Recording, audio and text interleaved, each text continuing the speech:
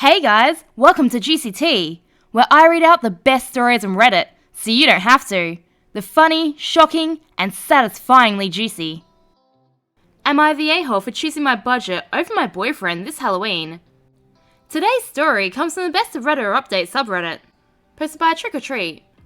I need some perspective here, this whole thing is so out of control. I, 28 female, own my own house, and my boyfriend, 29 male, moved in January. We had a ton of early money arguments and agreed that we'd keep to a household budget. Also, he agreed to pay down his credit card debt. I have more flexibility in my personal spending than he does. Early after we moved in, my boyfriend told me that, as a kid, he always wanted to live in one of those houses that were totally decorated for trick or treat and handed out full-size candy. Here's where I messed up. I took this as a comment, not a plan. When the end of September came, we went to the Halloween store and he was under the impression we had savings for this. I didn't know. We go over the monthly budget together and it was never listed. When he found out there was no Halloween savings, we had an argument. Afterwards, I talked to some friends who all said he talked about trick or treat extensively and how much it meant. I chalked this up to a misunderstanding on my part, so I came up with $500 of my own money and went to him with an apology. He decided to buy one piece, an animatronic clown, and some lights. It burnt through the $500, plus he put a little on his own credit card. He wanted another big piece and was mad that I wouldn't put it on my credit card. I asked if he wanted to put up some handmade decorations or spiderwebs, but he said it would look cheap. A few weeks later, we had a fight over candy. He's still stuck on buying full-size bars. We easily get over 250 trick-or-treaters and I said, we just don't have that much money. So we got the bulk bags of good small bars. I also had these little colouring books for allergy and diabetic kids. Jump forward to Halloween. Early kids show up and he's letting them grab full handfuls. I remind him that we have a ton of trick-or-treaters coming and he got really annoyed. I'd ordered a pizza for us, so I get it and go inside for about 10 minutes.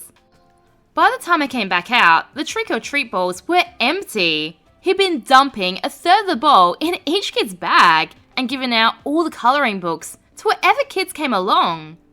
He told me I'd have to run out and buy more candy on my credit card. I said I wasn't going to do that, and it wasn't my fault that he just handed out 20 pounds of candy. He started yelling right there in front of the kids, and I told him to come inside. He responded that he wasn't stopping trick-or-treating even if there was no candy. I told him to have fun with the clown and went inside. He came back in 15 minutes later, then demanded that I leave for the night so that he could clear his head. He argued it was fair because I'd already eaten and it was my fault the trick-or-treat was ruined because I'm cheap. I handed the rest of the pizza to him and refused. Yeah, isn't this your house? He left and went to a friend's house, and I guess they spent the rest of the night drinking, handing out trick-or-treat candy, and texting me how awful and cheap I am. Am I the a-hole? Down in the comments, OP gives a bit more context. A lot of the debt is understandable. He spent part of his childhood in foster care, and his parents kicked him out when he was 18, with basically nothing. He went into debt early to pay for his basic needs, and never really learned financial literacy. Only when I pointed it out did he start to pay more than the minimum on his debts and start to work his way out of it. He had a really toxic childhood, and this is his first stable situation. Apparently trick-or-treat was the time where he got to see clean and stable homes, and he got more to eat out of that candy than he did at home. Having this big display was a sign for him that someone had made it. I didn't really understand how much it meant to him, but his friends are really on me about it. It's sweet that he wants to make these kids happy the way trick-or-treat did when he was a kid, but he should be doing it on his own dime, not yours. Someone asked, why are you with this guy? Does he pay anything resembling rent? Has he ever shown any signs of financial responsibility? OP responded and said, he makes me laugh. And yeah, we had a fight over finances early on, and he's paid his half into the household fund every month, budget covering everything that's communal, mortgage, utilities, etc. I have my own money and he has his. We earn similar, but because he's working on his debt, he ends up having less personal money than I do. Then maybe he should learn from this. like doing Halloween the way he's always wanted to, as a celebration for paying off his debt and making it by saving for and paying for it on his own. That would be something to be actually proud of. Expecting someone else to pay for it and then throwing a hissy fit when they won't is kind of pathetic. Update. 3 months ago, basically the whole internet told me to break up with my boyfriend. 2 days ago, I finally did it. Everyone, and I do mean everyone online, basically said I was in the right and said some truly dire things about my relationship. I won't lie, there was so much anger towards him, I sort of shut down. I basically logged out and just decided to forget anything ever happened. We met the next day as he'd spent a few nights at the friend's house. I said that for things to continue, we need to do couples counselling, and I expected him to set the whole thing up. He was surprisingly open to this and said he would work on it, and that's where things started to unravel. Our mutual friends had been really in his corner, but I found out the story he'd told them was way off from the truth. In his version, I prevented any money for Halloween and had gone cheap on the trick-or-treat candy and was only handing it out to the children I liked. Once they heard my version, backed up with pictures and receipts, support went to me. In fact, his friends have been giving him a lot of ribbing about how he acted, which my now ex hates. In the meantime, he'd been working on getting us counselling, but found that getting therapy on his insurance meant months of long waiting lists, so instead, he came up with this couples coach who was religious. I'm not religious and wasn't thrilled by this, but figured it was better than nothing. Our first meeting was only 3 days after I posted. One funny thing that came up was that my ex immediately handed over the printout of the household budget and the coach praised it. But the coach thought my ex was the one who wrote it and that I was failing to follow it. So, what followed was this weird thing where my ex wanted all of the praise, but also wanted the coach to badmouth the budget because my ex hates it. It took the better part of the first session to explain to him the actual situation, and the coach was weird about the fact that it was a woman in the relationship dictating the money, even though he liked the budget itself. The next day, one of our friends found the Reddit post and sent it to my ex. All hell broke loose, with him saying that I betrayed his trust. Our next couple of coaching sessions were all about that, and honestly, I felt terrible for airing his dirty laundry.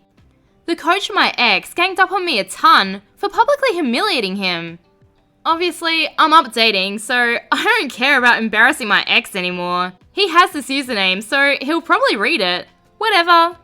One thing about the coaching that was seemingly positive at first was the coach pointed out that my ex never had the ability to have holiday traditions because of his upbringing.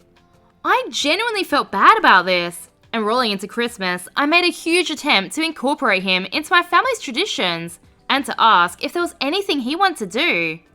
He responded by mocking my family's traditions, and his only contribution was to ask for something really extravagant that would have costed a fortune. I swear he only did this just to badmouth me when I said no. This was all on top of our twice-a-week visits to the couples coach, who I increasingly hated.